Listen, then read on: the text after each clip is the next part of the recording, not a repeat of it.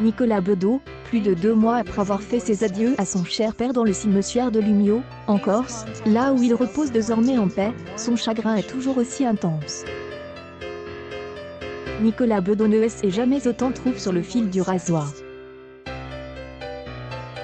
En effet, comment aurait-il pu en être autrement, alors qu'il a eu le malheur de perdre son père bien aimé, disparu le 28 mai, 4 jours à peine après la mort de son parrain. Il ne peut cependant s'empêcher de raconter ses derniers moments avec son père, comme il le faisait pour nos confrères du Point le 28 juillet. Devant cette avalanche même si la quarantaine à fleur de peau concède, avec une bonne dose d'humour noir, avoir eu la chance d'avoir un père malade afin de se préparer en douceur à l'issue fatale, il doit supporter le choc de le voir dépérir peu à peu. Cependant, par respect pour lui, Nicolas Bedeau préfère garder le silence sur ce mal irréversible dont il est atteint depuis quelque temps déjà, cette maudite maladie des Alzheimer qui a dû rendre Guy Bedeau fragile au cours de ces dernières semaines de souffrance. Il ne pesait presque rien, seule sa grâce depuis quelques mois. Nous pensons pour lui ce n'est pas un choix de ma mère, de ma sœur ou de moi. Week-end indecent, une publication partagée par Nicolas Bedeau, Nicolas Bedeau officiel, le 14/7. 2024, 45 pendant on se dit, aurait-il voulu? Dans le Music Hall, nous ne parlons pas de ces choses-là. La fin de la vie est une humiliation quand on est malade, continue-t-il. À la fin, le comédien pensait aussi pouvoir remonter sur scène, il a toujours nié sa maladie, raconte-t-il. De sa mort, Guy est soudainement revenu à la raison, et a dû lui dire au revoir avec dignité. Nicolas Bedeau a repris des forces au cours des dernières nuits, raconte Nicolas avec beaucoup d'émotion. Avec des regards et des mots d'une grande lucidité. Il a su qu'il partait, et a dit au revoir comme un prince. Révélation choquante sur cette personne exceptionnelle que fut Guy Bedeau, selon les termes de son fils, qui admet se sentir dépourvu. Sentiment que partagent tous les Franquais. Courage, cher Nicolas.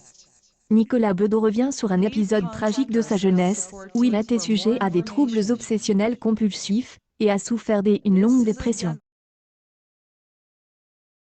Maladie a failli le priver de tous ses talents. Nicolas Bedeau semble, à première vue, plus sûr de lui que pas assez.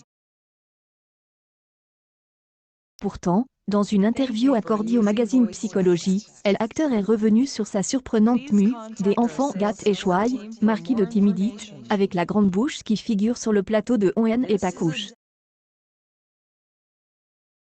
L'acteur y évoque en particulier un épisode particulièrement sombre de son adolescence, où son système nerveux est déjà encombré. À l'âge de 12 ans, l'écrivain devient sujet à des troubles obsessionnels compulsifs, ces fameux TOC, de plus en plus handicapants.